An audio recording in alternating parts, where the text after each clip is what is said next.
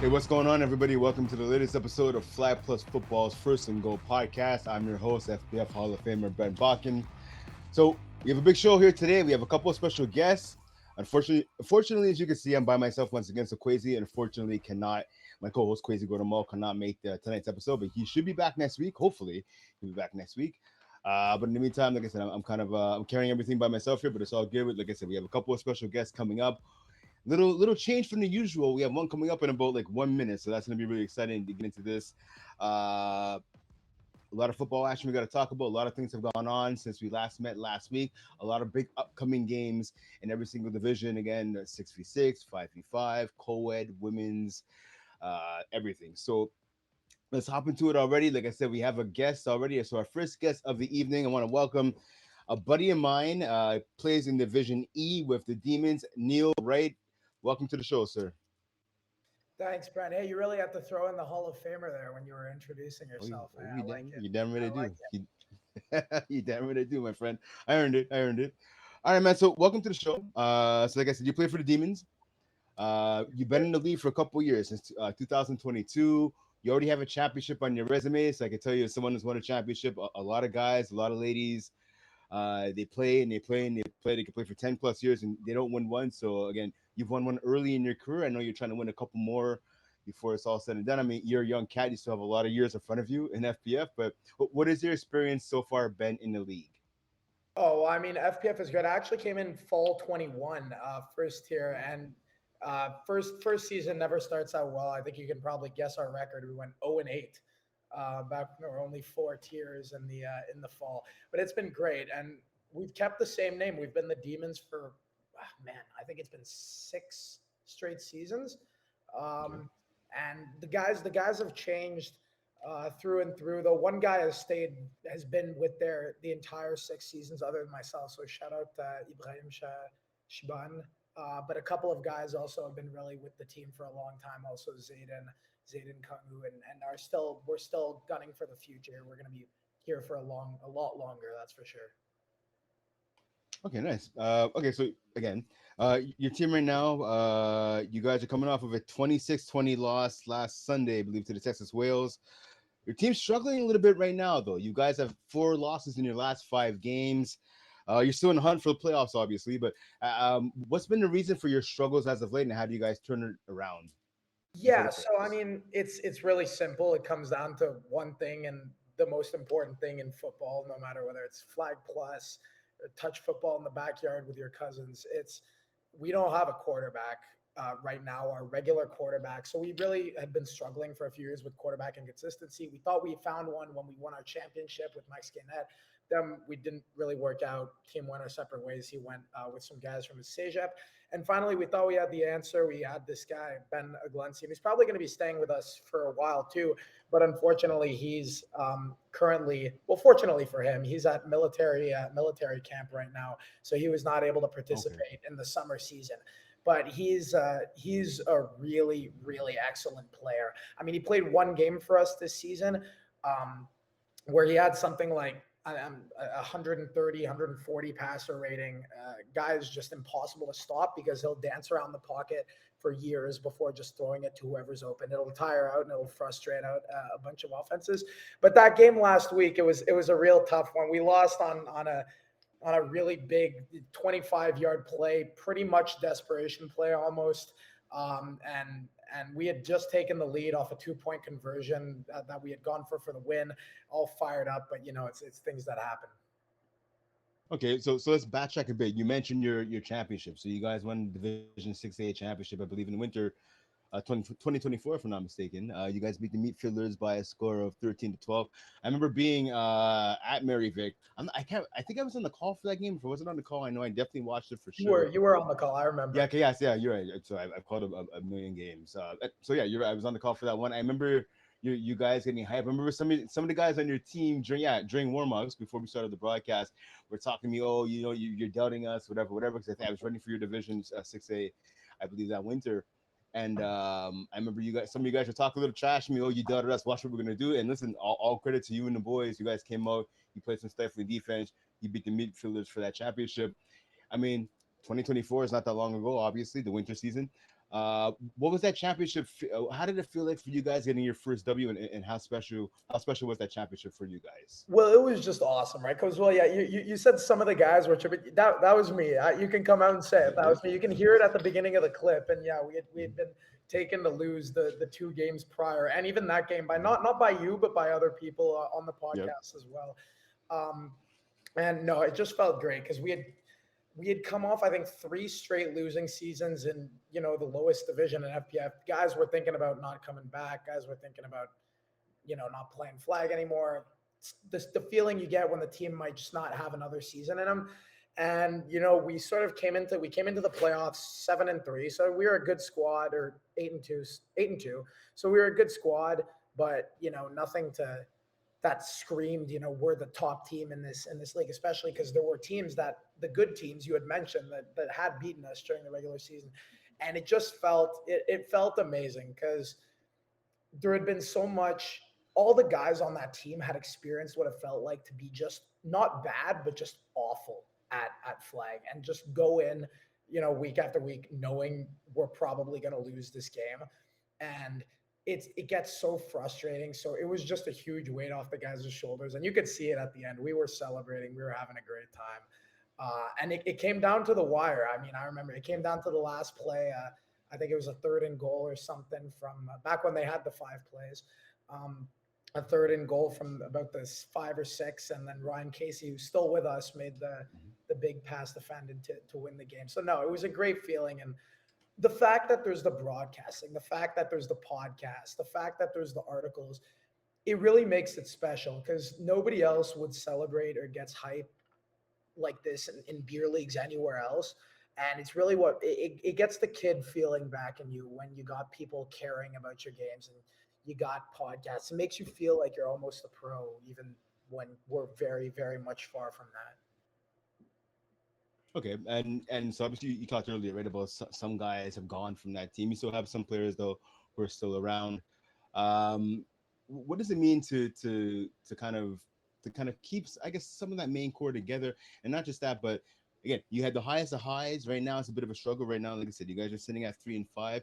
So again, still in the playoff hunt, but you've had the highest of Very much in highs. it. We're very much So in it. yeah, yeah, very much in it. My apologies, very much in it. But you've been to the mountaintop. You guys got knocked off a little bit the last couple seasons. Some of that's attributed, of course, to the quarterback, the fluidity of the position for at least for you guys. But what does it mean to kind of have that core group of guys you can rely on, and kind of integrate some of the newer guys into the team?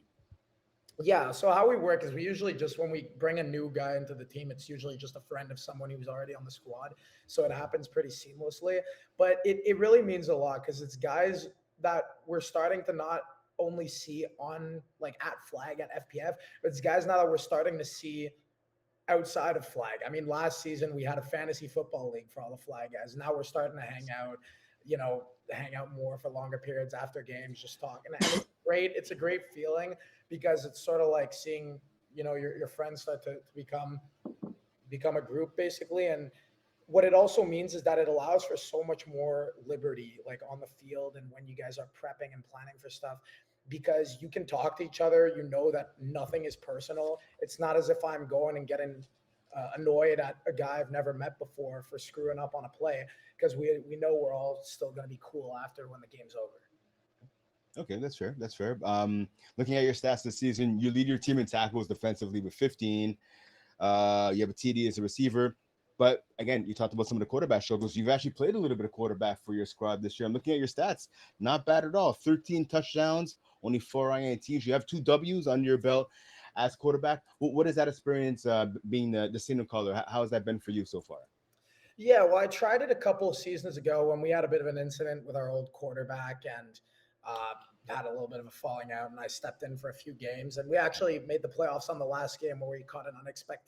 unexpected win. So that was a great feeling for us. Um, but it's definitely been interesting being the signal caller because on one hand, one drive you're in a rhythm, everything's going great, and suddenly one play gets shaken up, and that's something I've had to work on a lot, and that's difficult to come about. Probably the most difficult part of being the signal caller is, you know, you make a terrible play, you got to recover and go on to the next one. It's a struggle. It's so easy to come back and make another great play after making one great play because you got the confidence, you're rolling, your guys have confidence in you.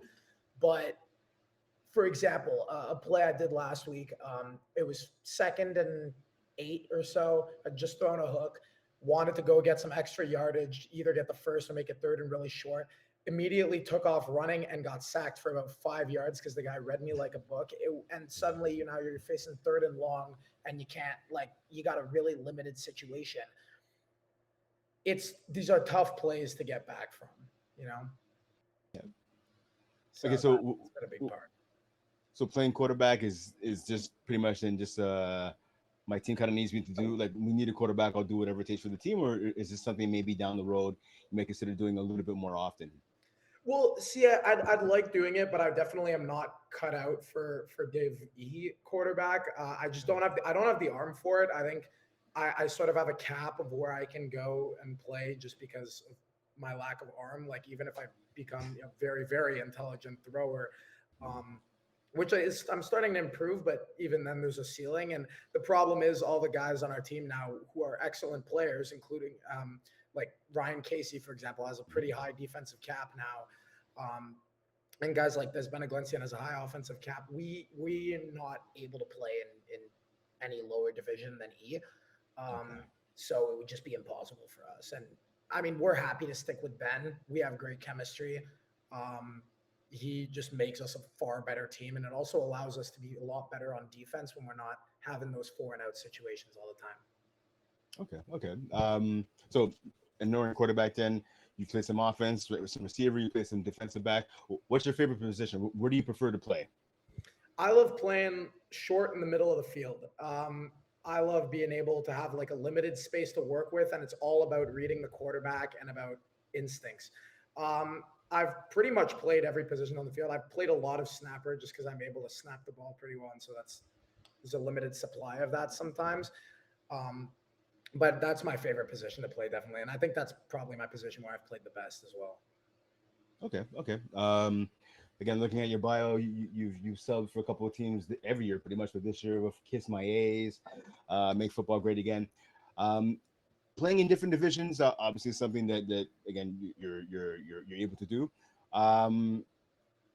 Is this something like I guess maybe going into the future? Again, with the Demons, the Demons are your number one team, obviously. But is it a thing where you want to play on as many teams as possible? Because there's some players who want to play on as many teams as possible. There's some who only want to play for one or two main teams. What are your goals over the next couple of seasons? Do you want to play as many teams as possible? Man, Brent, I don't. I'm a student. Look, I love flag more than the next guy, but it's hard to do on a budget sometimes. But I mean, look, I'm very down. I mean, it would be hard to find another dynamic than the one where you're playing with your friends and you have that kind of vibe on and off the field. But I mean, hey, I'm never opposed to playing a game of flag. I'm often a guy that people will text to sub for them because they know I'm almost always going to say yes. Okay. All right. So this past winter season, you had a chance to get up into the booth. You did a bit of commentary. You called some of the games during the FPF finals. So what was that experience like for you? Oh, I mean, that was a lot of fun. I mean, I have some experience broadcasting. I'm sure you know very well. We've called some games together for McGill out at McGill, and that's been a lot of fun. So it was nice to get up in the FPF broadcasting booth and get to call some of those plays. I also love, I mean, they got some technology that they don't even have in university sports, like, the instant replay, the various camera angles, like those are just really cool things to be using and dealing with, especially when you're able to say, look back at a play using instant replay and give your analysis when you might not have caught the full thing the first time around, because especially when you're calling higher divisions, it's fast paced. Yeah. It's true. Very true. Okay, so I mean, I'm looking at my phone right now. So the finals, I believe, they're August 23rd and August 24th. Will we see a return, a part two of Neil in the broadcast booth for FPF during finals weekend? To be determined, but I can't say I'd be opposed to it. That's for sure. Okay, fair enough. So me and you, when we do games at McGill, we talk football, right? This is what we do. You're a Titans fan, right? Brent, let's not talk about it. No. Yeah, you're a Titans fan. Come on now. It's let's talk a little Tennessee Titans football. I mean, listen, training camps just started, right? I mean, Yep. Yep. Cam Moore, number one overall pick. You got to be excited, no? I am. And look, I don't want to put my foot in my mouth like I did last season because all the guys on my flag team will remember very well how much I was talking about Will Levis and how Will he's Levis. future. And man, I feel bad for the guy. He just like went out with shoulder surgery for the rest of the season. I mean, I don't know if his career is done in the NFL, but you got to feel for that guy. But no, I can't say I'm not excited. That's for sure. Plus, they drafted the Canadian kid out of Stanford, Alec Aramaner. So I gotta love him because he's with Canada. But yeah. I mean, listen, I remember you talking to me about Will Levis, trying to convince me that he's a legit quarterback, a legit starting quarterback. I think the Will Levis injury could be a blessing in disguise. Cam Moore gets all the number one reps now in training camp. Well, he was always getting those reps. Yeah, 100%, 100%. Well, he's a starter, but they're going to give some reps to Levis or whatever. Anyway, Ward has them all. He deserves them all. He needs them all. Where do you think he can lead you guys, at least this season? Maybe not the playoffs, but how many wins do you think you'll be able to get for you guys this year? Well, that's funny because I also got to give a shout out here to my friend Zayn. I know you know him a bit too, but he's the guy I'll yell on the phone about flag and about the NFL. So we were having this argument actually just a couple of days ago. I said if everything goes right, so everything goes perfect, he has a great season, great coaching, the offensive line holds up, all the question marks are somewhat resolved, I think they go 10-7. 10-7. Wow, 10-7, really? Okay. Well, okay. Look, I mean, I'm not going to say he's going to have a Jaden Daniels-esque season, but I do think they're working with some pieces here. If everything works out, they could go 10-7, and the fact that they're playing in a really weak division also helps. That is true. That is true. I'll give you credit. They did build up the O-line, and Kevin Zeitler already made some moves. Dan Moore from the Steelers. So, yeah, the O-line, at least on paper, looks like it's better than last year. Things could work out. Remind me what team you're a fan of again? I'm a Niners fan. It's a bad year last year, but it's all right. It's okay. It's okay. We'll be back. We say healthy, we'll be all right. Be back from the hospital? Wow, talking trash here, right? Yeah, I got it. Enjoy your 3-14 season, babe. Whatever. All right. Okay. So move away from the Titans. So looking at the rest of the regular season, like I said, you guys have 2 games left on your calendar. You guys have a game against TD Blitz this coming Sunday, and then your final game in the regular season will be next Tuesday against Ben Don't Break. What do you guys have to do to get the W in both of those games? So the thing is that TD Blitz, right? They're a 2-7 team, but they're not a 2-7 team. They had a game that was forfeited. For what reason, I'm not really sure. I had to check up on them a little. And they've also played some elite teams throughout the regular season. They've played Richter. Richter, by the way, amazing team. They're my pick to win the Div B A championships, mostly because of a good friend of mine, Jeremy Steinberg, who he's legit. Great player. He is legit. He knows more about flag than I think anybody in FPF senior management does. He knows almost too much about flag, if that's possible. Okay. But yeah, so they played them. They played, Armed Robbery is a good squad. We actually took care of them in a big win a couple weeks ago. Studs is a great team. Ayers University as well. Even though they just dropped 2 games, I believe. But and then Unicorns as well is definitely not a team to shake a fist at either. So they've played a lot of really good squads on their roster, and with the forfeit, you play an average schedule. This team is probably, I don't want to play in hypotheticals here, but they could be 5-4 with a normal schedule and without that forfeit. Okay. So again, you have TD Bliss, you have Ben Don't Break to finish out the regular season. Like I said, my original question: what do you guys need to do to get the W in those 2 games? Yeah. So honestly, we just got to make sure we stay locked on defense, because when that was our identity, we've tried to keep it going. We're a defense that doesn't allow much. We're a defense. I mean, you called our finals game. We won that game 13-12. We had a pretty abysmal offensive performance that game, and our defense came up clutch. And one of their 2 touchdowns actually was off a tipped ball. So like it was a tip drill catch, miracle play. So really our defense needs to lock it down. We have a great guy playing free safety, Ryan Casey. I mean, he was in the running for DPOY in Div E in the winter. There was a guy, however, on Dirty Dogs, the championship winning team, actually, that had some insane number of interceptions that got it ahead of him deservedly. But Ryan Casey's a lockdown free safety, and we got other really intelligent players on that defense. Liam Delgodice, he's a great rusher. He was able to get after the quarterback a couple times last week, which really helped us stay in that game. So that's really the key. We just got to stay locked down on defense and make sure also that's going to be on me is not giving up the ball. I can't be giving up the ball. No close to my own end zone, 4th and outs, and no picks. No Will Levis basically is what you're saying. Like you can't pull a Will Levis when you throw it behind your back. That's it. Yeah. Don't pull Will Levis. You throw it behind your back, between your legs. No Will Levis, exactly. Behind your head. Okay, fair enough.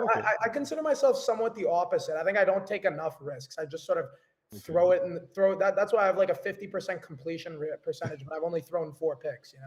Fair enough. Okay. Well, good luck to you guys and the rest of the way. Again, like I said, TD Blitz this Sunday. There you go. All right, so yeah, TD Blitz and then Bam Don't Break next Tuesday to finish off the regular season for you guys. A couple of the big games coming up here in Div E. Shockers, Sophomore XL coming off a huge win. Shout out to them, 36-6 over Chapeau Perdu. So it's a shout out to Keon Saris. I know he watches the podcast, so good job, boys.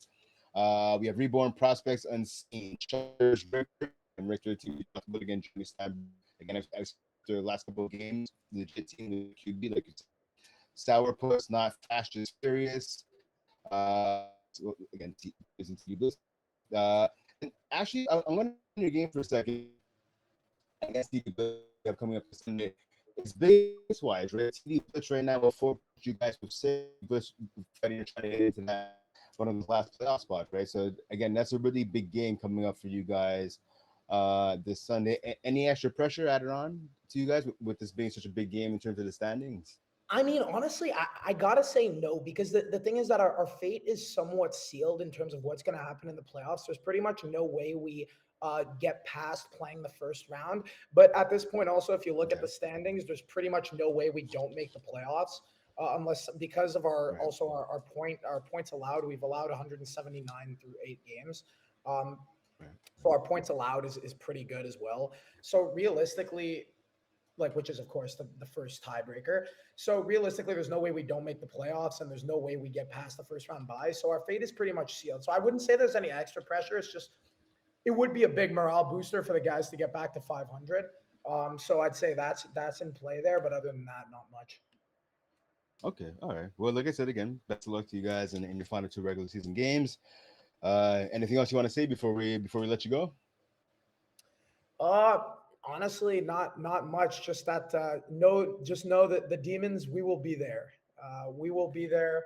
It doesn't matter whether it's in the first round, second round. We'll see your squad somewhere down the line. Okay, fair enough. A little bit of trash talking. So you're basically saying the Demons can have a couple upsets, right?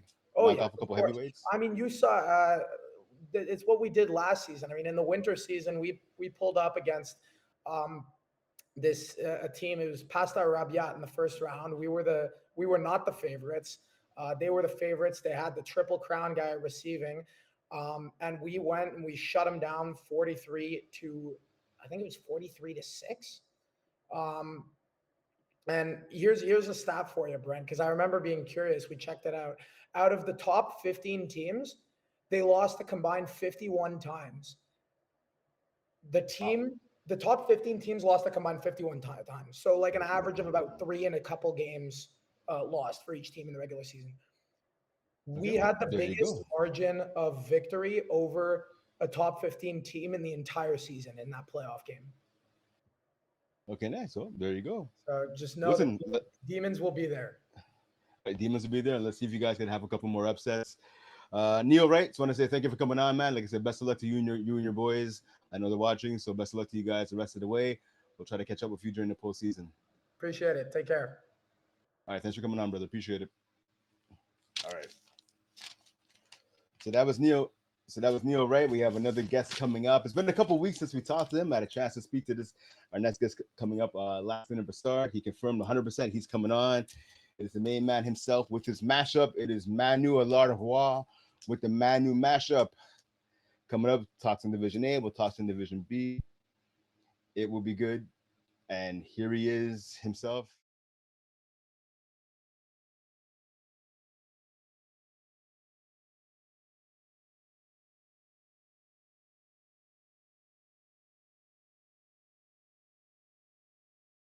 We'll check here. So, yeah, Idaho, What's up, you the Brent? Pims, you the whole I the Pims, the gear that took. What's going on? So I'm just giving a rundown of all the teams you play for in the spring season. Yeah, a bunch of different teams. Anyways. Three teams. I just joined a co-ed 2 team with my man Alex Saplitsky. So Idaho, Udo, and Garditsuk. Yeah, exactly. There you go. All right, sir. So welcome to the show. Like I said, it's been a couple Thank weeks you. since we had you on here. So it's always a pleasure to have you. Thank you. Let's get into the Manu Mashup. What do you want to talk about? Well, of course, let's start with Division B this time. We know that season is coming to an end. Yesterday we had personally I can talk about a little bit about my matchup that I played against Poseidon's Kiss. We won yesterday. Close matchup until pretty much until the end. Gave them a chance to come back. Poseidon's Kiss that were missing a couple players, but at Emerson and Tyson Peterkin weren't there the first time we played them. Emerson is incredible. I think it's the first time I played against him this year, and this guy keeps improving. So he's going to be a big piece for that team. Having him, Jawan, Tyson, also Owen, who's doing a great job defensively. This team is scary, but we took the opportunity that they were a little bit the roster wasn't complete, so we were able to make some big plays early in the game, get a good lead. Simon Estopoulos with a big pick six, and Brady was rolling his offense throughout the game. So, but Poseidon's Kiss started the season very strong. Now to finish 5-5. The question with them is always roster inconsistencies. I know Jawan was injured. I think I've heard he was injured, so tough for him to be there if he's injured. But when that team is full squad, I think they're the most dangerous team in Division B. Rocco is playing very well. He's got a great ball. But yeah, for us, big switch in our season. We started 1-4 and finished 6-4. So very proud of the guys. We kind of brought some new pieces to the team. So guys that didn't play before with Brady, Marc-André Lapointe, also Ashton Thibault, and Alexis Marcotte. Those are guys that were kind of new to the team, so it took a little bit of time to get into rhythm with those guys. But we figured it out, and beating some very good teams. We beat Mangoose, and we beat Poseidon's Kiss to finish the season. So very proud of the guys. Also Silent Ticklers, we got to win against them. I wasn't there that game, but big dub from the guys there. So yeah, Division B, man, it's faring up well. I don't know if you got some thoughts for this division. I know you cover it in your articles, and you spoke a little bit about the awards and stuff, but playoff wise, what are your thoughts for Division B? What do you see that race heading? It's interesting, right? So I covered your game last year, right, against Poseidon's Kiss. Again, great job by you guys. I wanted to go, before I answer your question, I wanted to go back to that game for a second. One thing that stood out to me in that game, right? At one point, Poseidon's Kiss made it a 5-point game. They went for the onside kick with about 8 minutes left before pro clock. I stood there on the sideline, even the referees, what are they doing? And I said to myself, why are you guys going, not you guys, but Poseidon's Kiss going for the onside? They didn't get it. You guys turned around and scored a touchdown literally 2 plays later. Ashton Thibault found the end zone, 5-yard pass from Brady. You send the lead. They got it back to 5 later on. They tried to go for the 2-point conversion. You guys shut them out. But again, later in the game, for about a minute and a half left, 5-point game, they had a chance, but no onside kick, right? So that kind of doomed them. I don't understand the logic behind going for an onside kick, Yeah, onside play, pardon me, with like 8 minutes left in the game. that early. It's a great point you make. I was surprised also that they went that early, and I was also surprised that they didn't drop a second QB. Like when you have Emerson there, I mean, I Yeah. know he's amazing receiver, probably their best receiver on the field yesterday, Yep. but by dropping him, you could extend the play. We were to rush two, so you get one person less in coverage. But Rocco kind of Exactly. rolled to his left and took a deep shot. Nearly like he went for the end zone. He went for a touchdown. So it was a risky play. And like you said, I think in that case, with 8 minutes left, you trust your defense. You try to get that stop. Of course, it's more difficult with the Division B rules with the first down. You can get a first down Yep. with 10 yards. It's not Yep. like Div A, but Yeah, still, exactly. Yeah. their defense was playing well. I mean, they got a pick, and but yeah, it's a gamble that time. But I agree with you. It was too soon. Yeah. So to answer your main question, right? So looking at the division, Yeah, so actually gonna have an article coming out on Sunday. Kind of it's a thing I do every nice. year. It's called I have an article coming out today. It's gonna be so. I Okay. last week I did my all defensive team. This week I'm doing my all offensive team. So I'm Yeah, putting the finishing touches on that. Once nice, we get off this nice. podcast, I will have that out for you guys tonight. But I have this annual tradition what I do in every True. division that I've written for. It's contenders, pretenders, and we're not sure yet. So I break down towards the end of the season Yeah, everyone's championship yeah. chances. So I'll give you a little sneak hint. Your team is definitely in the contenders category. I've been impressed Let's with you go. Let's guys. go. Yeah, 100%, 100%. I've been impressed with you guys, and especially your second half turnaround, right? Like you said, you started 1-4. Look where your record is now, right? It's just pretty solid Yeah. at 6-4. Uh, Speaking of Poseidon's Kids, I fully agree with you. They are the most dangerous team in Division B. But like you said, it's the fluidity with the roster. It's guys either coming late or not. Like last night, having a bunch of subs. Jeremy Laplante ended up playing. Yeah. San Sefard, none of the Ted Olivier, none of the regular guys, right? I mean, they put up a good fight and push you guys to the limit, but Yeah. you're gonna need your guys For to sure. show For up sure. and to be there, right? Because again, Rocco Cristiano as a quarterback, he's phenomenal, but you need to kind of have that squad. Emerson Peterkin will Yes. have played enough games to qualify for the playoffs, I believe. So that'll be a Yeah. big boost for them. But looking at the rest of the division, I mean, yeah, Runner Once is on top, right? With a 7-3 record. Mangoose is one game behind. You guys are kind of one game behind, but your season, regular season's over. Fins Up is still in the mix as well. So I Yeah. think like 1-8. Honestly, I think almost anybody can win it. I'm not sure about never overtime. The defense leaves a lot to be desired. They can score points, but they can't really stop anybody. So I'm not going to say they're a championship contender. I don't think. But Sure. again, you guys, Running Once, Mangoose, Poseidon's Kiss, Silent Ticklers for sure. I definitely think those teams are contenders. It'd be interesting to know, will we see some upsets come the postseason? I mean, we're gonna have to wait and see about another week or two. But I think this could be like the toughest division in all of FPF. Yeah, I agree. I think it's one of the, like it's a very exciting division. There's just one question, Mark. I have it's on Fins Up. I don't know where this team is heading. I've seen him play very well. I've seen him play a little bit like they had more trouble that game Yeah, against Shake and Bake. They were yeah, shaky. I mean, it wasn't the Fins Up I'm used to seeing. I know when right. Willpower is like on the money and he's playing well, everything is going great. He could be legit one of the best quarterbacks in the league. I mean, Yep. he has the potential. All divisions.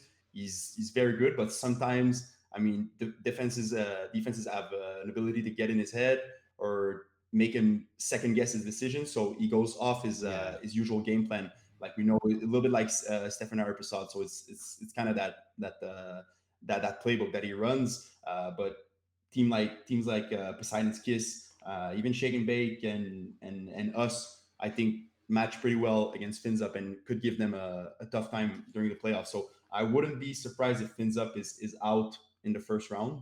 That could be one of the upsets, if you will. But like you said, yeah, like 1 through 8, it's pretty much all competitive teams. Like there's not really a team that I see, except maybe Never Over Time, but see some good things from the offense. Defensively, like you said, more difficult for them, but you never know what can happen in playoffs. Like I've played last year in Division C, played against Never Overtime with the big fat bats, and we yeah, lost. So yeah, yeah. I mean, Karoof can have a crazy game, and defensively the guys can make plays. So never know what can happen there. But my question mark for sure in the division is Fins Up. Like I don't know. I'm uh I'm not sure. I hear you. I mean, listen, they've won two in a row. Sorry, three in a row. Actually, I believe. Yeah, they won three in a row. And let's be honest, they're playing Les Verts full to finish off the regular season. Yeah. I'm pretty no disrespect to them, but I'm pretty sure No, 15's no. gonna get the W. Yeah, it depends. You're right. They could easily. I feel that's that one team, like kind of like Poseidon's Kiss. They can go all the way, or they can be done in the first round of the playoffs. Yeah. It's kind of a toss up there. One question. Okay, so another team I wanted to ask you about. Yeah. Run it once. I'm Yes. looking at them right now. Right, they've won 5 out of their last 6 games. Like I said a few minutes ago, they're sitting in first place right now in the division. What do you think's been the key to their success? And do you think they have what it takes to go all the way? Man, it's a very good question because I played Run It once very early in the season. I think we played them. Yeah, we played them June 8th. So it's been a Yep. while Yep. since I've Yep. seen that team just play in general. I didn't see them play when I was at the field or anything. When I'm looking at the stats, I mean, Jalen Graves doing what he does best. I mean, Yeah. always dominating. And then you got Paul Lapierre, Noah Groper, Sanders Armand. Defensively, I think they added Ahmed Boubacar. I don't know how many games. Yeah. Okay, so you got eight game played. Yeah. So that's a big addition right there. And of course, Bakari Barrett, who's an absolute stud defensively, Yeah. one of the best defensive players in the whole league. So yeah, I think they got a great group. It's just if is Jeff ready to take that next step in the playoffs? I mean, we've seen it again and again, years Right. and years. I've played with Right. Jeff for many seasons, and come playoff time, sometimes it's a bit more difficult. Even he knows it. Like it's not a shot at It's him. He's a true. very It's good true. It's QB. true. Yep. Plays very well. Like this season, we can see it. Like looking at his stats quickly, only 4 interceptions. I mean, he's Yeah. protecting the ball. He's playing safe. 38 touchdowns. He's putting some great numbers. And also they got Paul Lapierre who can drop as a second quarterback. So it's a very Yeah. dangerous team. It's a big team also with Paul Sanders. So they got some Yeah. size.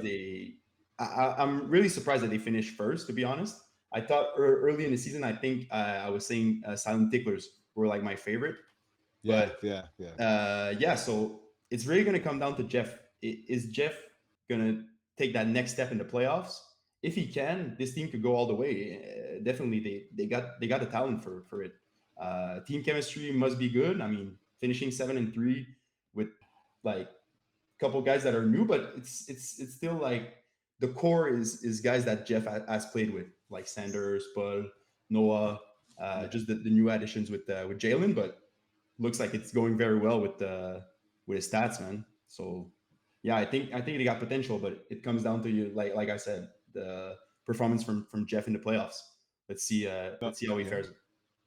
Yeah, 100%. I couldn't agree more with you. I like so this is not taking a shot at Jeff. I I when I do like an NFL comparison, for Yeah, example, yeah, I view Jeff as Baker Mayfield. He's a guy who can make all the yeah, throws. He'll gun in there. He's a big cannon for an arm, yeah, and he can throw for 4 or 5 touchdowns a game. But then every so often you'll have those like really bad ints, a guy you root for, like you root for Jeff. Some guys root for Baker. I'm not a yeah. Bucks fan at all, but you root for Baker Mayfield. Like Mhm. he's a guy that could conceivably come playoff time, get really hot, and lead you to a championship game. And Jeff has done that. He's made the finals Yeah, as a quarterback. Just he's never won that trophy. That's kind of why he keeps on playing. yeah, But you're right. I think their success hinges on what they get from Jeff in the playoffs. Sometimes he looks great in the playoffs, and other times he doesn't. We'll yeah. have to see what happens this year because, like you said, Paul Lapierre, Noah Groper, Ahmed Boubacar, Jalen Good Sanders. team, They man. have a lot of exactly a very good team. You can make the argument on paper they may have the Yeah, best team in this whole yeah. division, but it depends what happens at quarterback, right? When it's all said and done. There you go. I mean, Jeff has made it to the finals. He's made it like to the last stop, but hasn't been able to finish it in the higher division. I mean, Yep. like Div B or Div A. Hmm. This year might be his shot, man. I mean, by the way, I'm looking at it right now. You got Jalen, who's going to be able to stop him. That's like defensively. Yeah. I don't know many teams like that have players that can stop him. Maybe like Poseidon's Kiss, maybe have a. I mean, Maybe. Jawan, but it's tough matchups for any team. He's a nightmare. He's a matchup nightmare for anyone. Definitely. So if Jeff is able to hit him, and if Jalen is like covered or gets bracketed or double, I mean, you got other guys that can make some plays. Sanders Armand, Paul Lapierre was one of the most sure-handed players in the league. So yeah, no, I'm happy to see Reddit ones do well. It's my old team, so I still got my heart with the yellow team. Okay, there, there you go. Okay, okay. Let's switch to division name. Yep, let's I do know it, you got to take off soon. One stop. Uh, this man. time last week they were on the outside looking in the playoffs. They won two in a row. They knocked off the Vultures last Friday, 44-38 in Laval. I was at the field for that game, and then a big win against you guys the other night, right? Tuesday. Yeah. Yesterday at Mary Vic, I was talking to your quarterback Brady Yeah, about one stop, and he's like, "Listen, man." He gave credit to Captain Michael Caparelli. He said Michael Caparelli, in his words, I have it here. Mike played great. He took the plays we gave him. He just moved the ball. And then he also gave credit, Brady did, to the one stop defense. He talked about Janai Lewis covering Charles Vero, Ryan McNally on Jerome Hovington, and Charles Cassette on Marvin Steinberg. And he said those guys kind of locked it down defensively. They held you guys to, I believe, 20 points, 34-20 victory for those guys. Uh, what happened basically in that game? I mean, yeah. Brady, So Brady told us, but I want to yeah, get yeah. your words. So I mean, all the points he said are completely true. We just started very slow. I mean, we started with the ball, weren't able to score, so got a 4 and out. They got the ball, got a score from Janai from a deep in over the middle, took it to the house. So already we started kind of slow. Like even the simple stuff like deflagging, making catches, running our plays, we weren't there. So now it's 8-0. We get the ball again, pick six from Charles Cossette. So that really put us in the hole. They got their 2 points again. So starting 16 to nothing, it's very hard to get out of there. We got a score and then 16-8, but we weren't able to capitalize when it was needed. Like we weren't able to move the ball, and like Brady said, that one stop defense was on it yesterday. I mean, their rusher also I forgot his name, but um, let me check just to give him a shout out. I think it's Thomas Angelin. Oh yeah. It is Thomas I Angelo. mean, So yeah, maybe his stats don't show, but he's very fast, man. yeah, So he's right there. So the reads have to go really quick. So that limits a little bit our offense. We ran a lot of double QB and try to do some things there, but they defended it well. They sent someone, sometimes not. So it was tough to see and like what to do. But like he said, I mean, Ryan McNally was all over the field yesterday. He was playing so well.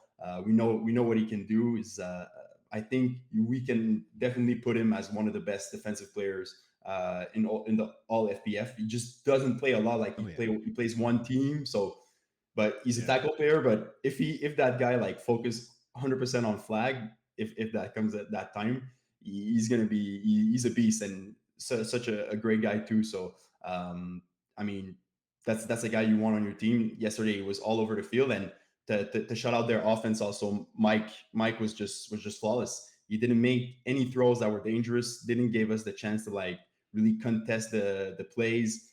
Ran some very good concepts. A lot of crossers over the middle that weren't able to like switch off.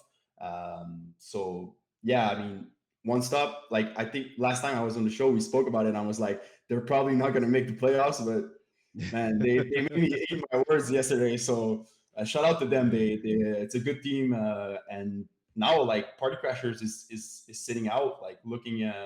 They're in the last spot. So, but they still got 3 games in hand. So that's like I really wonder what's gonna happen in Division A, man. It's who's gonna miss it. Anybody can miss it for real.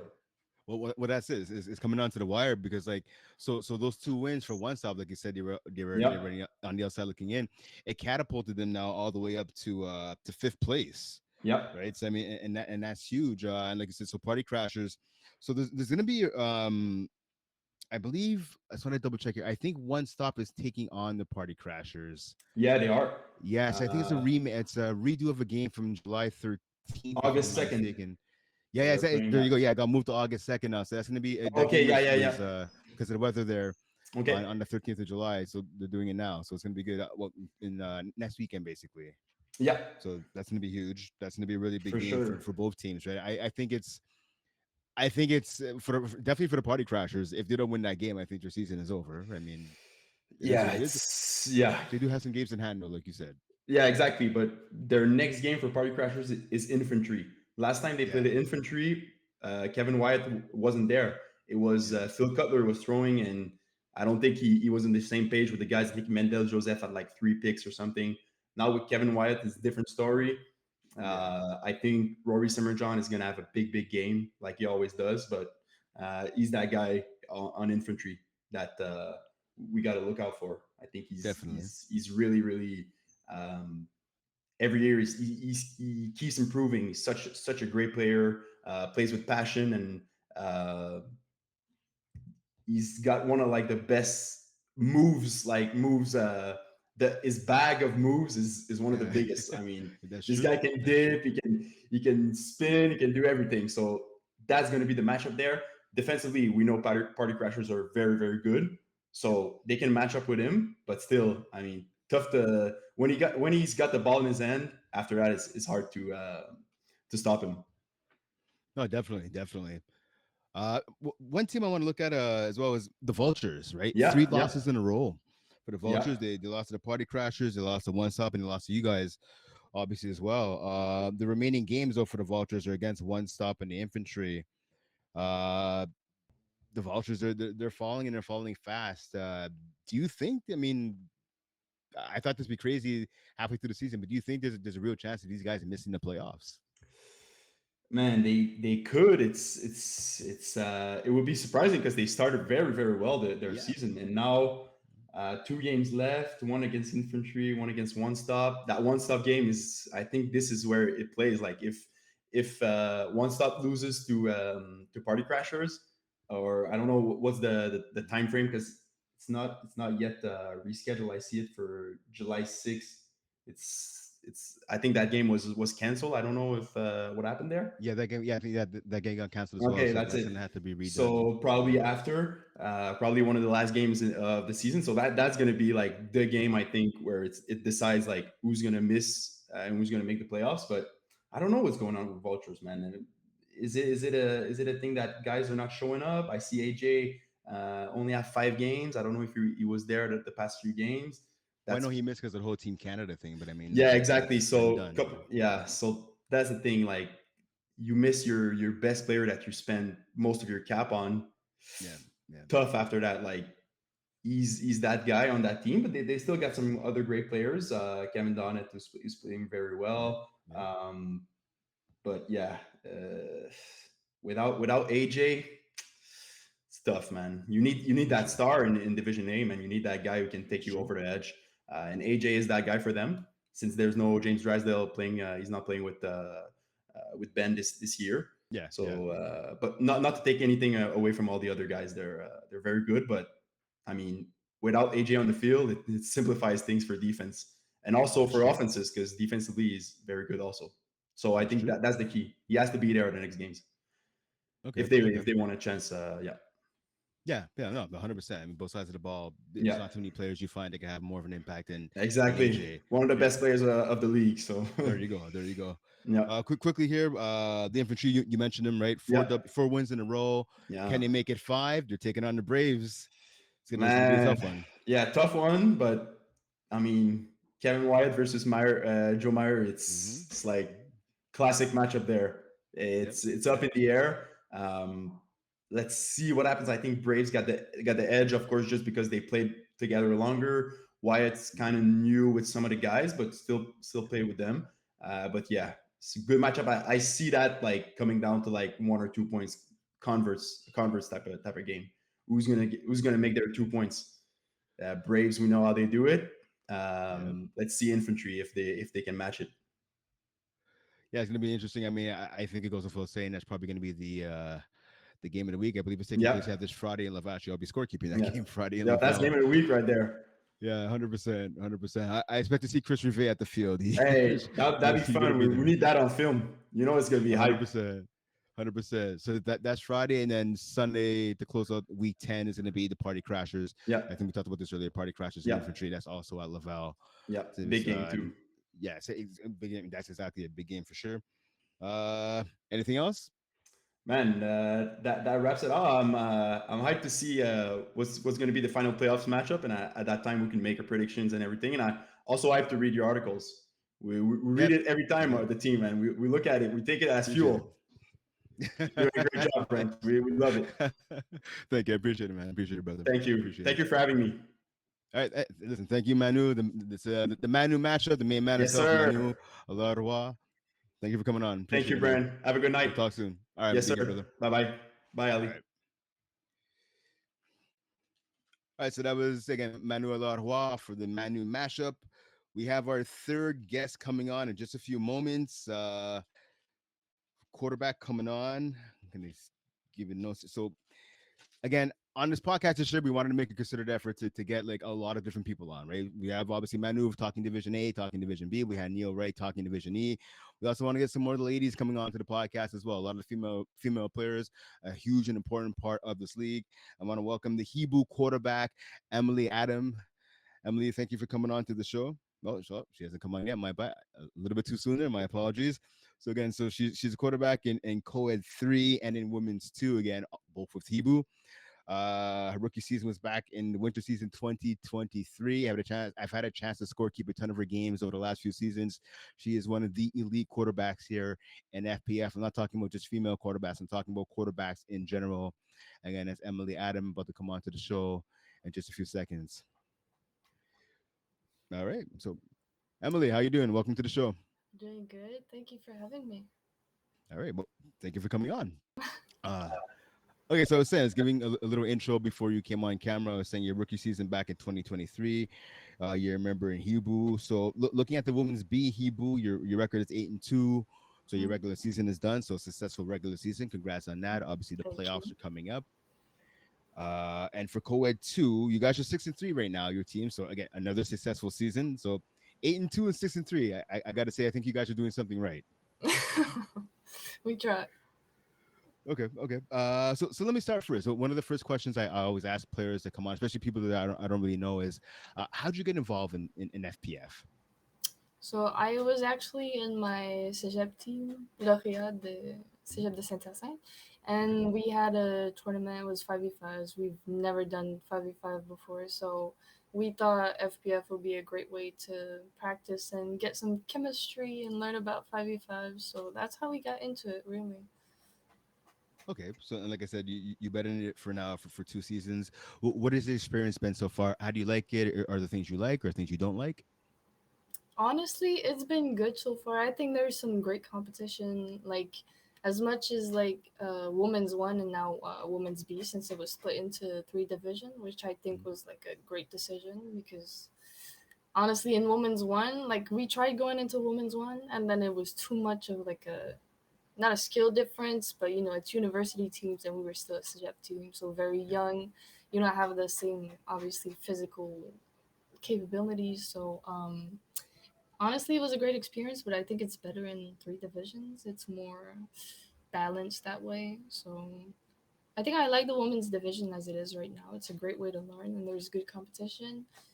And yeah, I've been enjoying FPF so far. Okay. Looking at some of your stats, at least for women's 2, 36 touchdown passes, only 6 INTs. You're completing nearly 64% of your passes. What, in your opinion, has been the key to your success and your team success so far this season? I think honestly, the beginning of the season was the hardest part because you don't always have the chemistry. A lot of the players I was used to playing with, they went to university, so they couldn't make the team this year. And Right. so yeah, it was working on the chemistry with the players that are more new to 5v5s and that I don't necessarily always play with. So that was a big that was something we needed to work on, and I think now we have it more settled, and it's way better, honestly. Okay, so one question I ask quarterbacks in particular, a lot of them, like last week I had Angel Mahieu, for example.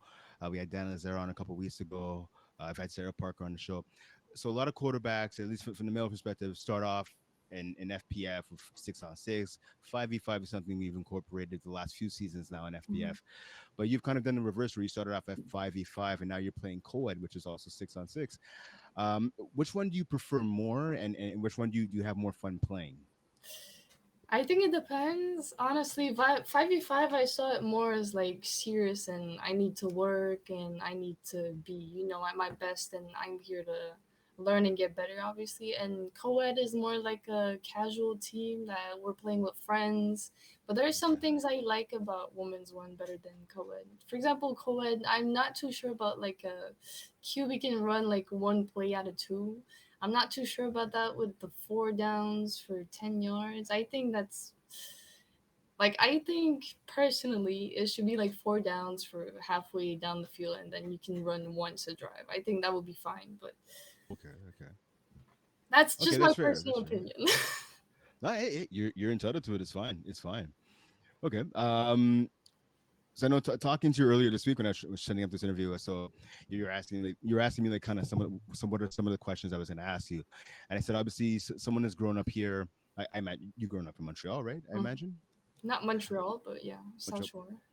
Okay, so Same so thing. so okay, so Champlain Bridge away. So I'm on just the other side of the South Shore. So okay, I hear you. I'm in Villemart. Okay, fair enough. Okay, so well, someone is growing up around the island of Montreal, and you've seen kind of the popularity of flag football, Mhm. specifically here in Quebec, right? Yeah. Just rise the last couple of years. Obviously, with the Olympics coming up, that's going to be a huge thing, both on the men's senior team and the women's senior team as well. Um, this is someone who's come through the collegiate ranks and is playing FPF and that now, and you've had experience, like you said, against university players as well. What do you think in particular, specifically in this province, which is like been known for forever as a hockey town and a hockey city? Why do you think flag football is becoming so popular? I think we've had some great programs to build, talent. Like Football Quebec is a great example, and there's a lot of tournaments. I think the popularity just spiked over the years. Honestly, when I started playing, it was nothing like this. It was just, Yeah. a sport like any other, and now it's growing more and more, and it's beautiful to see. Honestly, and I think the more players we get, the more talent we're gonna discover, and yeah, it's amazing. Honestly.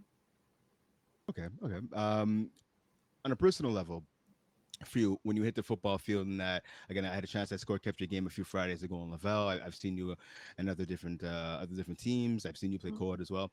Oh, how do, what's like your pregame routine like? Are you driving to the field? Are you banging out some music? Are you in your head? Like, what's your pregame routine look like?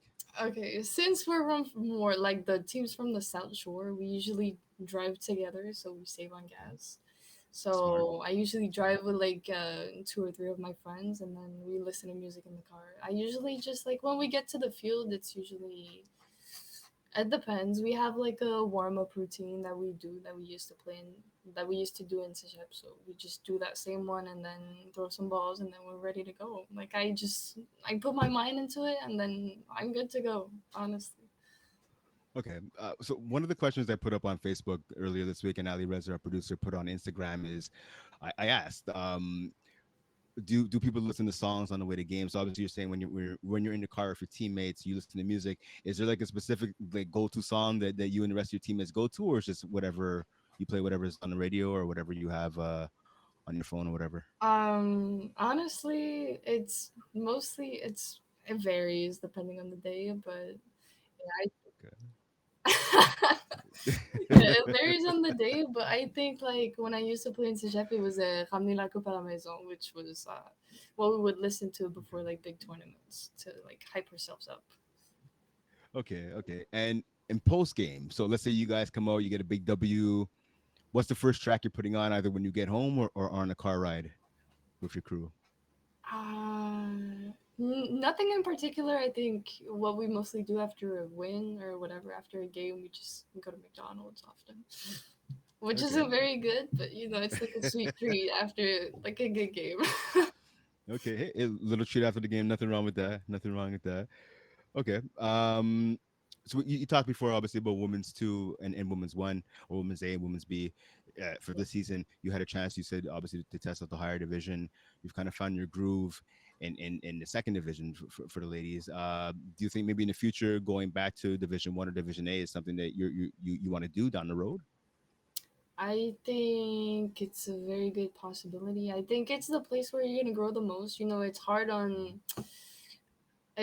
yourself because we faced a lot of losses and it wasn't easy obviously because we were used to winning all the time and So facing that many losses after that, after like such a great season in Sejeb, then it was a bit hard. But I think it's where we learned the most. And then when we faced other Sejeb team in like the 5v5 tournaments, then it felt like it was nothing. So it was a Okay. great way to, well, not like it was nothing, but it wasn't that much of a challenge. Let me say. Oh, okay. So you got some skills then, obviously.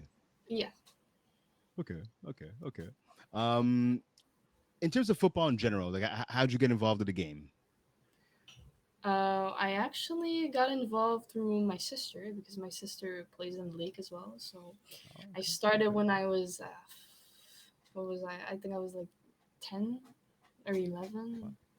I was young. I started before high school a little bit. I wasn't that invested in it at first. I wasn't very, because I was playing soccer at the same time. So it wasn't my main Okay. sport. It was like a side sport that I would just do for fun. And then the more I played, the more I developed a passion for it, honestly. And it's a beautiful sport. Okay, and how does your soccer expertise or your time playing soccer, how does that help you on the football field? So I started off as a receiver. So it helped obviously with like endurance and running long times and the sprints and whatever. But now I think it's more the years I've done in flag football that helped me honestly with the mindset and staying in my game even when things go bad. It comes from experience because often that's what rookies struggle with. Okay, okay. So again, we talked a little bit earlier about obviously women's one, and in the Olympic team. Obviously, with the flag football being included in the Olympics for 2028 in LA, well, the Summer LA Games. How excited are you to watch obviously some of the people you played against, and just Mhm. obviously watch a sport that you clearly have a passion for and that you're good at? How excited are you that Olympics are included in the 2028 games, and does that give you maybe some motivation for down the road, maybe Emilie Adam, potential Maybe, who Olympian? knows? I'm just excited the sports finally gets, the representation that it deserves, and seeing it finally in the Olympics is just it's a great feeling, and hopefully maybe someday I could potentially be part of it, but who knows? Who knows? Okay, I mean, A listen, girl can dream. listen, you keep on putting up those numbers. There might be we might see you on a roster down the road. Okay. So let's get away from football for a second. So I don't know you really at all. Some of the people, I'm sure there's some people that are watching that do know you very well. Some people that might not know you at all. This might be their first time seeing you. Who is Emilie Adam? What do you like to do off the field? What do I like to do off the field? Kind of a nerd. Like I like to Okay, play video games and okay. so I'm not like always the sporty person that I am on the field, and I just like to hang out with my friends, and I'm pretty boring honestly. Okay, what video games are you currently playing? I used to play Apex Legends a lot. Like Okay, okay, I was okay. playing that Which so much. are you a PS or an Xbox girl? Oh, PlayStation for the win. Damn right. Damn right. So PlayStation all day. I feel you. I feel you. Okay. Yeah. Okay. Oh. Are there any games coming out maybe later this summer or in the fall that you're looking forward to picking up? I haven't really looked because I'm more in like I'm studying right now because I have my nursing exam coming up, so hopefully I can get that Okay. done. Okay. Okay. How the studies going? I haven't started, but I have to start. Okay. Okay. I won't keep you on too much longer because you're probably gonna get back to the studies. Um, so when you look at the landscape of FPF, obviously again this year we added women's C, we've added co-ed 3. Um, some people say the sport's in a good place, or maybe the league is in a good place. What in your opinion can make FPF even better in the future? I think it's great as it is right now. I think it's only gonna grow when we're gonna see much more like talent coming in. Hopefully, more teams.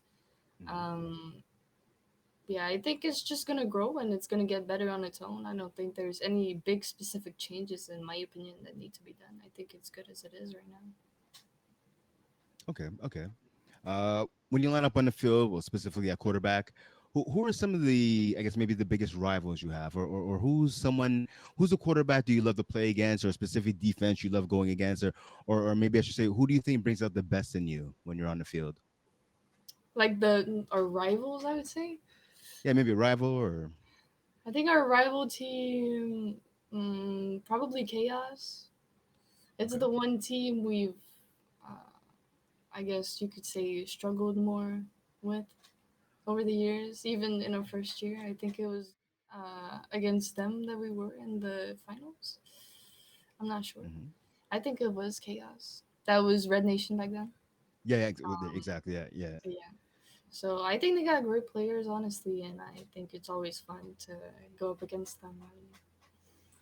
Okay, I'm just looking at your schedule right now. Okay, so your regular season is over. Yeah. Again, 8-2 record. Once again, congrats on that. So you guys play Chaos in week one. They beat you 14-12. And then you had a rematch and you guys beat them 39-33. That was back in week seven, so the end of June. So regular season series is split, one game apiece. I don't want to predict anything, but I'm pretty sure you guys are going to play them again come the postseason, right? So Hopefully. what do you have to do to kind of get the last laugh and to knock off Chaos? Again, a team that you said you struggled against. Yeah, I think it's really about focusing on our game and doing our best and not worrying about the other team. We can, offense can score some touchdowns. We just need the defense to stop them, and then we're gonna be good to go.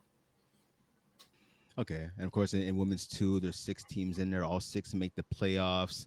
The seeds one and two, so you guys have a first round bye, as do the Wolfpack, the number two seed. They have a first round bye as well. The Hebrew are going to win the women's two championship game if they do what? If we stick to our game, honestly, if we play our best football, then I think we can bring it home. Okay, okay. So I'm gonna ask you some quick questions. If you can give me like a one or two word reaction, I'm gonna throw some names to you. Say the first thing that comes to your mind when Okay, I throw out the names. Okay, you're good. Okay. Uh, Let me see here. Sarah Parker. a great quarterback. Okay. Okay. Alexia Bourgeois. Oh, she plays middle. She's got honestly, she's a great teammate. Okay. Okay. Rosalie Beauregard. She's a great friend of mine, and we've played for a long time. So I'd say she's a really good positive influence in the team. Okay. Okay. Let's see here. Uh, Mary Joelle Vandel. I'm not sure who that is. Uh, let's play some code. Okay. Fair enough. Fair enough. Uh, Emma Thompson Aslin. I actually played with her a little bit. I think she's a Mhm. great receiver. Good hands. Definitely. Definitely. Sandrine Gobet Hewitt. She's a great quarterback as well. Same as Sarah Parker. Okay. I want to ask you a question. So we've had this debate online. We've had a debate on the show. I posed a question a couple weeks ago on the Facebook group, and Ali Reza did it on the Instagram group, asking is Sarah Parker the best quarterback in FPF, at least in the women's divisions? I personally think so. You're a quarterback. You played against her a couple of times. What's your opinion? Do you think Sarah Parker is she the best female quarterback in FPF, or is it somebody else? Maybe yourself, perhaps. I want to say that, but I think she has great vision on the field. I think there's some things that obviously her vision of the field is something that I think is like top tier quarterback. But there's some quarterbacks that I look at that I see other abilities that I'm like, this also makes a good quarterback, like Manu Mashup. She's got like she can buy time, and I think she's got good moves, and she throws dots. So I think honestly, it's debatable. Depends on what you're looking at in like abilities wise. Okay, fair, fair, fair. Okay. Nomi Fortin Hurtubise.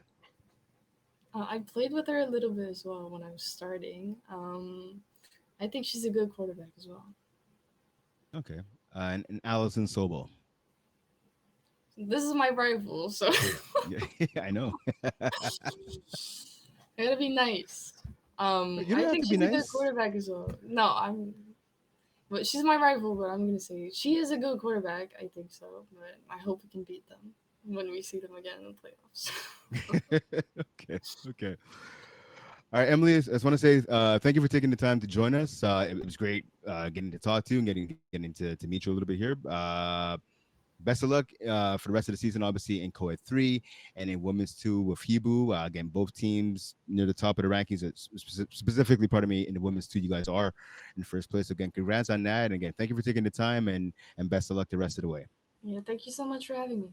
All right, thank you. Appreciate it. All right, so that was again Emilie Adam, quarterback of Hebu in women's 2, and of course Hebu in co-ed 3. Again, big thank you to her for coming on and giving us a couple minutes of her time. Hopefully, she's getting back to studying and hitting those books. Yeah, not playing video games. I mean, it's the summertime. I mean, even if I've taken summer classes before. Even if you're a student, gotta squeeze in a couple of video games here and there. It's summertime, right? You've earned it. I mean, you're in summer school, but hey, whatever. It is what it is. Summer's only for so long, right? Summer's only for about like 2.5 months. Some people say 3. I think that's kind of a lie. Anyways, if you have to be inside doing some studying, take a break, turn on the TV for a bit, and play the games. Perhaps that's the reason why people go to summer school. Anyways, whatever. I digress. All right, so we covered a lot of the women's divisions. We've covered obviously Div A and Div B with Manu. We covered Div E with Neil. Let's get into the rest of the things going on right here. Um, so let's looking at the so here women's A here. So I just want to touch on that a little bit more. A couple games I saw, a couple things that stood out to me. Sub Zero being Cayenne. Cayenne did not have the aforementioned Sangre and Gobert Hewitt. They had Annie Tyres Legacy playing quarterback. Great athlete. I've seen her play receiver. I've seen her throw balls over the last couple of years. She ended up playing at quarterback, 2 touchdown passes in that game. But again, only 2 touchdowns. 27 points put up by Sub Zero. Sarah Parker and her crew did what they usually do. Catherine Gaumont, actually, who was celebrating her birthday during that game. At one point, the team kind of busted out a happy birthday celebration for her, or a song for her, I should say, like at mid game. It's kind of cool to see. It was one of the best smiles, actually, Catherine Gaumont in FPF. So she was definitely smiling ear to ear in that game, having a couple big plays for her team and enjoying a big W on her birthday. So happy belated birthday to her, and congrats on getting a big W over Cayenne. Those two teams, pardon me, Cayenne and Sub Zero will battle next week in the final game in the regular season. Hopefully, Sandrine Gobert Hewitt will be back, so we'll get to see that Gobert Hewitt versus Sarah Parker matchup one more time before the playoffs start. We have also Matrix against Cayenne is coming up as well. We have Blue Pond. So there's one game that took place this past Monday night. It was Blue Pole, pardon me, beating taking on the Matrix. That was a 20-6 victory there for Blue Pole. Women's 2 said a couple blowouts. Again, Hebu with Emilie Adam. They beat out Les ETS Turgeon 47-18 on Saturday. Also taking place Saturday, Allison Sobel and her crew, formerly Red Nation, now for the last year or so, Chaos. They beat the Wolfpack 26-7. So it's another blowout. And the third blowout was Supernova laying a smackdown on the Dream Killers by a score of 25-6. One game going on this week in Women's 2 is taking place this Sunday in Laval. It's going to be Supernova taking on Chaos. So that should be a big win. Two teams coming off a huge blow of victories going head to head this Sunday in Laval. So that'll pretty much do it for Women's A, Women's B. Switching over now to Women's C. So Women's C, looking at it here.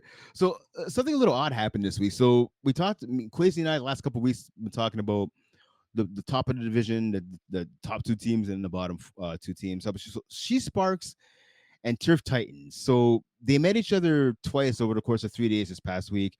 She Sparks with an exciting 18-15 victory this past Saturday at Connew, so Saturday morning. She Sparks defense had 3 INTs of quarterback Kim Lau Lorraine. Jamie Charles Rosolus, I think I'm pronouncing that right. She went 3 for 3. She's a receiver, but she went 3 for 3, 41 yards and 1 touchdown. She had a couple of grabs. She also had 2 interceptions as a DB, which is pretty impressive. So a solid day for her. 1 touchdown throw, couple of receptions, and then playing defensive back. She had 2 INTs, which is always great.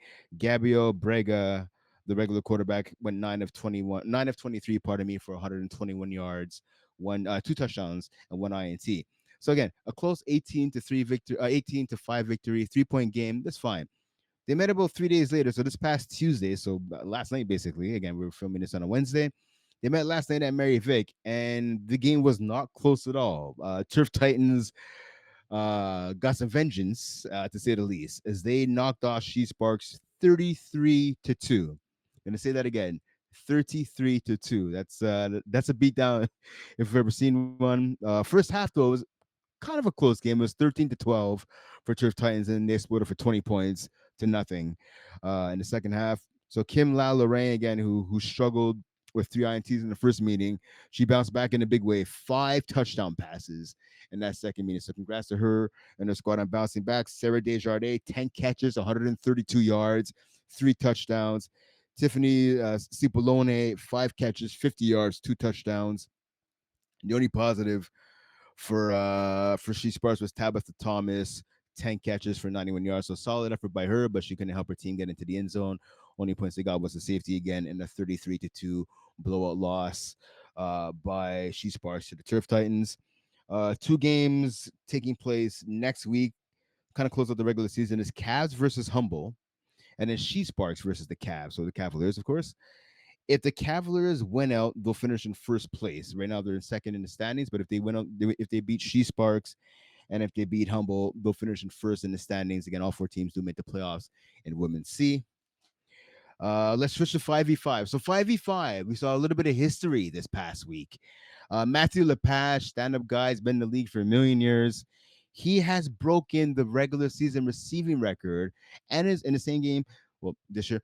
And also this year, in the same game this past week, he broke the regular season single game record for receiving yards. So first, let's get to the first record from Matthew Lepage. He finished the season with 1,403 yards. He has 1,403 yards to go along with 25 touchdowns for 5 guys. This is in 5v5 intermediate. So a great campaign by him. And of course, the playoffs are coming up. His team has already solidified their spot in the postseason. So congrats to Matthew Lepage on that. He beat Adam Crystal's record, a 12-year-old record for the regular season high yards of 1,034 yards. So yeah, he beat that by nearly 400 yards. So again, congrats to Matt Lepage, stand-up guy and one of the great dominant players on both sides of the ball here in FPF, but especially on offense. Again, regular season record 1,403 yards. So big ups to him. And then he also broke the regular season record, in-game record as well. Again, this all took place in his team's 42-20 victory over FC Bing last Sunday in Laval. Lepage, I get this, 14 catches on 16 targets for 282 yards. Yes, I'm going to say it again, 282 yards and 5 touchdowns. And he played a little defense as well. He had 2 pass deflections. So yeah, 14 grabs, 282 yards, 5 TDs. Congrats to Matt Lepage, 6-time All-Star. He's won 2 championships, 5 individual awards. I'm not sure how he's not already in the Hall of Fame. He should be in the Hall of Fame, but if he, I'm pretty sure the next Hall of Fame announcement this coming, I believe it's in the winter. I forget when it is. Sometime in the winter, I believe, or maybe the fall. Matt Lepage should definitely he'll get my vote to be in the Hall of Fame 100%. He should be in there already. Again, congrats to Matt Lepage breaking the regular season record for receiving yards and the in-game record for receiving yards. Again, that record held the regular season one by Adam Crystal. That record was held up for 12 years. It was thought to be insurpassable. Again, Matt Lepage smashing that by over 400 yards. A couple big games coming up tomorrow in Laval. Blue Dry against Ambush. So that's going to be a shooter, Fred Junot, returning from injury.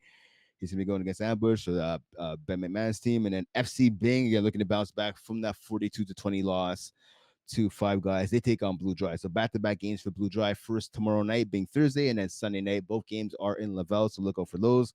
5v5 comp, the main man himself, who was our guest 2 weeks ago, Dan Lazara, continues to rack up the records. He is about 400 yards away from being 8th all time in the all-time passing list. He's trailed Stephen Harpersad, actually, whom Manu mentioned earlier, by about 400 yards. Harpersad has 45,441. Harpersad's not playing this season. And Dan the Man Lazara has 4,070 yards. So yeah, about a little less than 400, about a 350, 340 yard difference. So in about a game or two, Dan Lazara will catch Stephen Harpersad for 8th all time. Dan Lazara also 10 TDs Last week, and arguably the best game ever for a quarterback in the history of FPF, 10 CDs and his team, the Montreal Magic. They had a big win. I believe it was over the Sooners 45. I just want to check that to make sure. Don't want to get the name wrong here.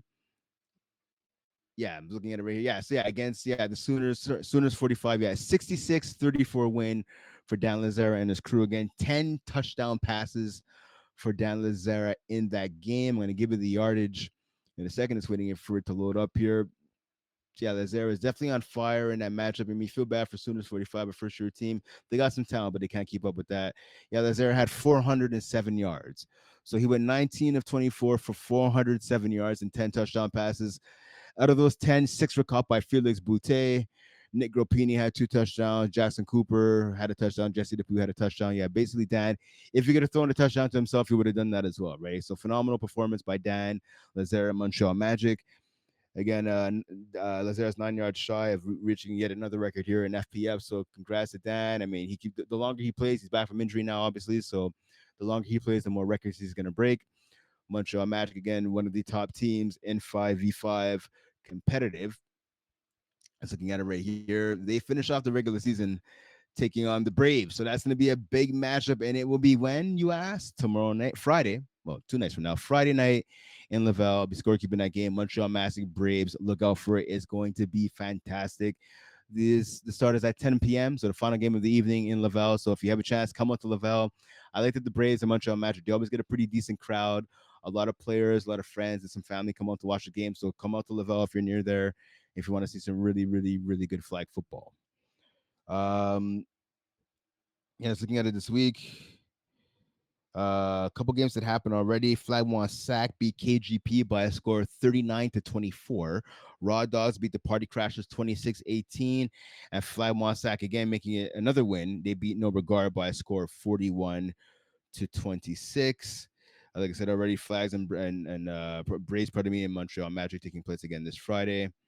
And Sunday in Laval. So this is a big game in terms of the standings. Sunday in Laval is going to be the 3-5 Party Crashers against the 2-7 No Regard. So two teams that battled all during the winter season in Division A. Obviously here playing in the 5v5 format, right? They're going head to head once again. So definitely a rivalry game between the Party Crashers and No Regard. Again, that'll be Sunday taking place in Laval. So make sure to come out and watch that game as well. So that does it for 5v5 here. Just looking quickly in the last couple minutes of the show. Let's hop over to co-ed. So co-ed, looking at it. So last week, Lego My Flag beat the Merge 41-40. So that's big. Why do you ask? Because for the Merge, that was their first loss of the season. So chances of finishing the regular season undefeated went up in smoke again. A heartbreaker losing to the Merge. Anthony Breezeball 1 yard touchdown reception on the second to last play of the game to get the W for Lego My Flag. And then Paul Lapierre picking off Marc Andre Reeves, the quarterback for the Merge, on the final play to seal the deal for Lego My Flag. So congrats to Lego My Flag. And also congrats to the Merge on a pretty solid regular season. Again, only one loss. That's not so bad, right? They're gonna have a little bit of extra motivation as they head into the postseason, being the Merge, of course. Chat GTD beat the IG team, another classic game, 38-37 last Sunday morning at Con U. I had a chance to watch a bit of that game. It wasn't on the field that I was scorekeeping, but it was directly across for where I was. So every chance I had to look over, I was seeing a couple big plays here, a couple big plays there. Jean-Lee Alexi, AJ Gomez, arguably the two most electrifying players in all of FPF going head to head at quarterback. And obviously, when they both play defensive back for their respective teams, you can't ask for anything more than that.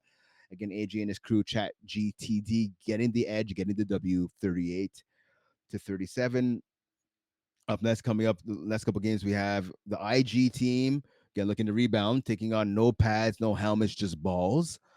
That'll be Friday in Laval. And then Sunday in Laval, we have Lego My Flag, again, coming off a huge victory over the Merge, taking on Plenty of Fish.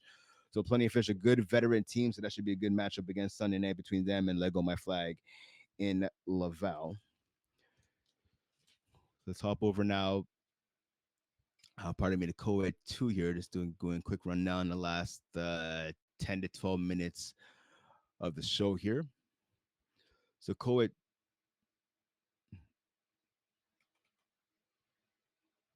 yep.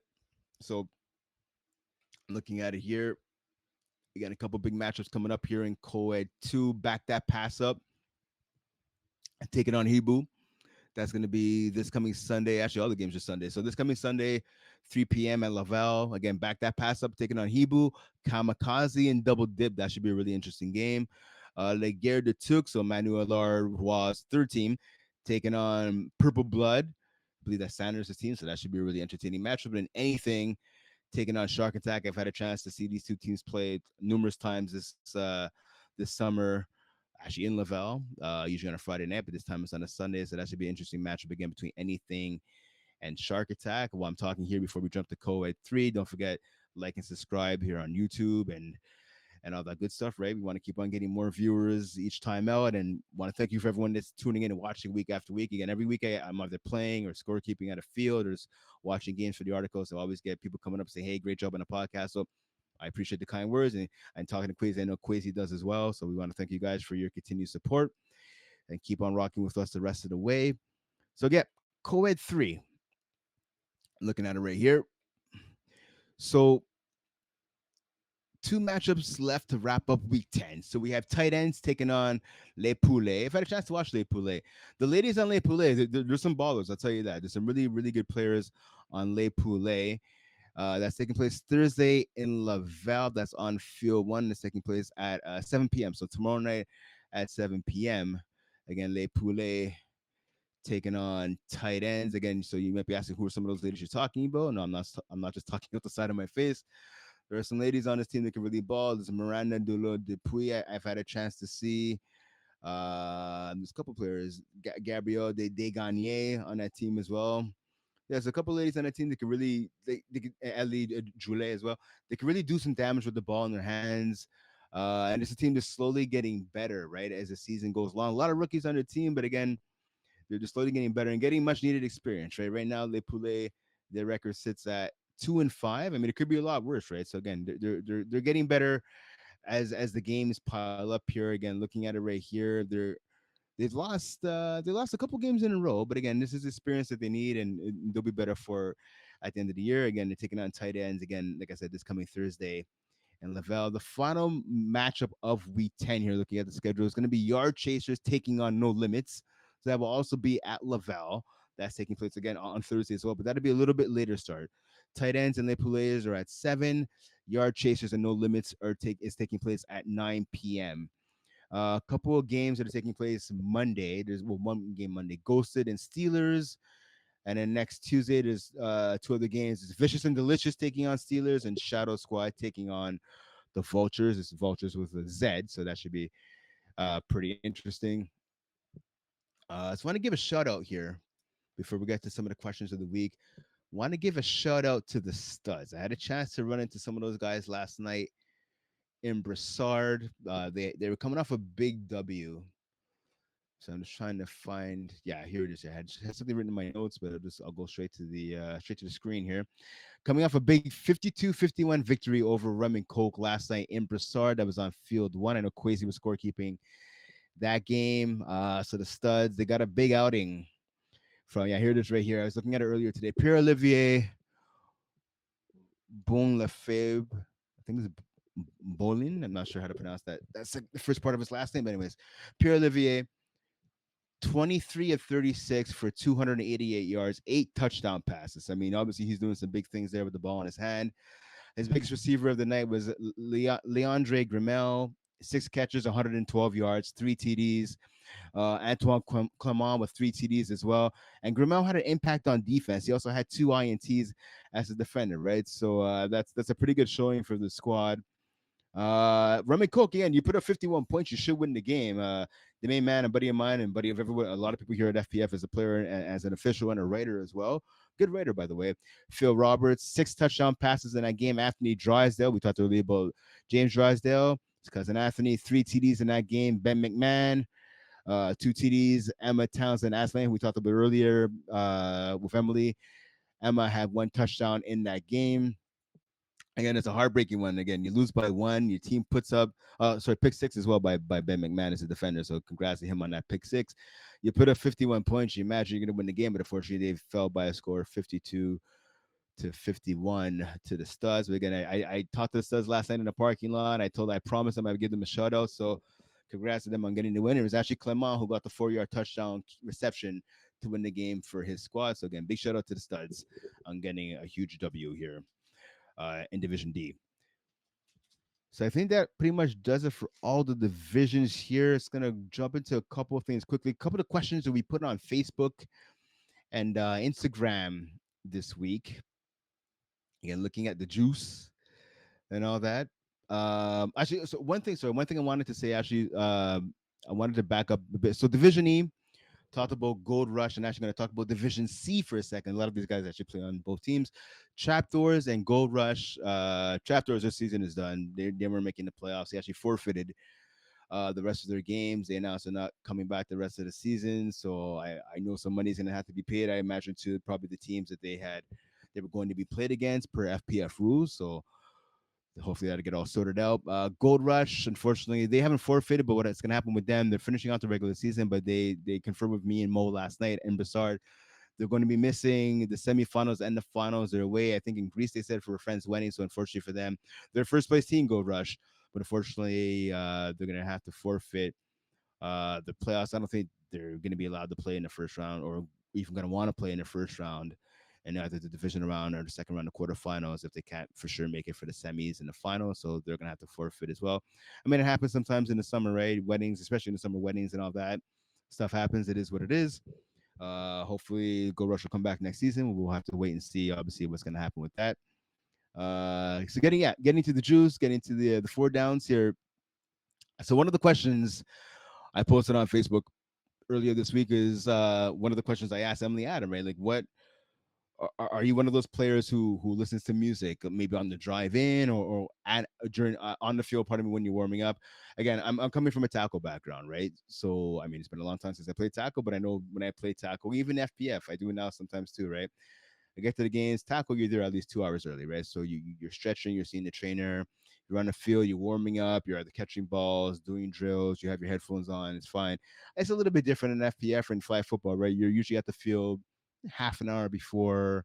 There's no trainers. You're just kind of with yourself or you're with your teammates. You're throwing, you're catching the ball. I always like to kind of put on some music when I start running and I do a couple laps and do my stretching before I start catching any balls or whatever. That's just something I've done for a long time. So, anyways, I went on Facebook and I asked. So a couple people said, yeah, they do listen to music either on the drive up, or I'm just looking sorry at the response to share my phone. They do listen to music either on the drive up or when they get to the field. So I was like, okay, it's not just me. I was glad to see that. Looking at some of the music choices. So Victor Antoine Boutin said he listens to some Little John, Drowning Pool, and Kevin Gates. So he said Drowning Pool, a song called Bodies, Little John, All, and Kevin Gates, Push It. Buddy of mine, my main man, Kenny Batoulier, aka Kenny Boss, he says, yeah, definitely for sure. He listens to music as well. He goes always on the drive in, but it depends on the mood. But one song he listens to is The Dangerous Three by R.A. the Rugged Man, and featuring Brother Ali and Master Ace. So I have no idea who any of these people are. I don't. I know Master Killer from Wu Tang. I don't know who Master Ace is, but again, you listen to what you want to listen to, and as long as it hypes you up, that's what it's all about. Uh, okay, okay. So so Ali Reza, I'm not sure if you guys can hear that at home. Ali Reza, our producer, is telling me 65% of people on Instagram said yes, they do listen to music. 35% no, said they don't listen to music during pregame. So okay, okay. So Ali Reza is telling my ears. So Kendrick Lamar and Little Baby are some of the more popular songs that people listen to. I know I responded on Instagram. I'm a little bit older. I'm an old school dude, so I'm gonna listen to some 90s hip hop. I got Victory by my main man. Well, actually, it's by Puff Daddy. So Puff Daddy's not my main man for obvious reasons, and even before that, he never was. But I will say he helped introduce the world to Biggie. So Biggie's my favorite rapper. Yeah, he's been dead a long time, but it is what it is. When you're great, you're great. So yeah, I usually listen to Victory. Busta Rhymes is in that song as well. The songs that kind of really hype you up and get you live and get you bouncing a little bit before the game. I did that when I played tackle, and I definitely do it now playing flag football. Another question I asked on Instagram as well. on Facebook as well as Ali Reza posted up on Instagram is um, should FPF, and this is from Quasi as well, should FPF offer coaches to new teams that have no idea? But basically, should FPF offer coaches to teams that are struggling? Pretty much is the question. Yeah, do you have the response, Ali Reza, or no? Okay, okay. So out of 130 votes, 80% of people said yes, FPF should give coaches to teams that have no idea what they're doing, or specifically new teams that are struggling. 20% said no. So that's obviously a big swing in the yes department in terms of should FPF provide coaches for teams, especially new ones. I fully agree. I know for FPF Junior, that's something that is done, has always been done. Rob used to do that with FPF Junior from the first year of FPF. Yeah, maybe some first year teams too. It would help. I mean, we see a lot of teams that I've seen have kind of players who aren't playing, kind of holding the play sheet and calling up plays. Sometimes it's done as a joke, but other times it's not. It's actually done that way on purpose. I think it's something kind of cool. Um, a question I want to ask you guys next week. I was in a conversation on the Facebook group. A question I'm going to post for this coming week is, so for offense, right, we have receiver of the year, we have quarterback of the year. Obviously, on defense, there's defensive player of the year, and then there's two-way, which is offense and defense. Should we have a rusher of the year award in FPF? I've talked to a lot of rushers over the years, and they think they get kind of screwed out of defensive player of the year. If you have a guy with like more than 5 or 6 picks and maybe more than 1 or 2 touchdowns, they feel like, oh, that guy's usually going to win defensive player of the year, unless the rusher has like 18 plus sacks. I kind of agree with that, Ashley. I've been playing in this league for a long time, and I do feel like rushers kind of do get overlooked. Again, I talked about earlier in the season, right? And one of the polls I put on Facebook is, again, rushing and getting the sack isn't as demanded as it used to be. It's a lot of, can you create pressure? Can you get the quarterbacks, both female and male, to throw the ball early, to get off their mark, to throw off their back foot, so on and so forth. Just basically to get the ball out of their hands before they really want to. That's what a rusher needs to do. Sack is like kind of the cherry on top, right? The icing on the cake, if you will. But do you think should there be an award for rusher of the year? Obviously, the rusher with the most sacks is probably going to win it, or at least maybe not the most sacks, but definitely the most pass deflections, because pass deflections do lead to interceptions too, right? So I don't know. I think yes, I think rushers should have their own separate award. What do you guys think? Let us know. Again, Ali Reza will put it up on Instagram. I'll put it up on the Facebook group. Just looking at what else we have here. Another question was I put up, at least on Facebook, was who are the most underrated players in each division? Each division every year, there's always an underrated player. I know Quasi was talking about that last time when I think we were talking to Dan. I think Nick DeMalo, for example, in Division One is one of the most underrated players. So who do you guys think are the most underrated players in each division? So I'm gonna try and create something where go division by division from at least for 5-on-5 and 6-on-6, where for all the men's divisions 1 through 6, sorry, well, in this case A through F, and then obviously the women's divisions A through C. Who do you guys think are the most underrated players in each division? So be interested to hear what you guys have to say about that next week. I think that's it for polls, Ali Reza. Am I wrong? Okay, so that is it for polls, and we are at the top of the hour. It is 8 o'clock, and I'm gonna sign off. Ali Reza has to get to class. I want to get to the gym and enjoy the rest of the night. So I want to say thank you guys for tuning in. This has been the latest episode of Flat Plus Football's First and Goal podcast. Hope you enjoyed it. Quasi should be back next week. Again, shout out to Quasi. I know there's some stuff going on with him, some personal stuff. So hopefully he gets all that sorted out, and hopefully he's okay. Again, thank you guys for tuning in. Thank you again for Manu for coming from the Manu Mashup, Neo Wright for coming on, and of course Emilie Adam, the quarterback for both Hebrew teams, for coming on. I appreciate the three of you for coming on and giving us your time. I'm Brent. We'll see you next time. Peace.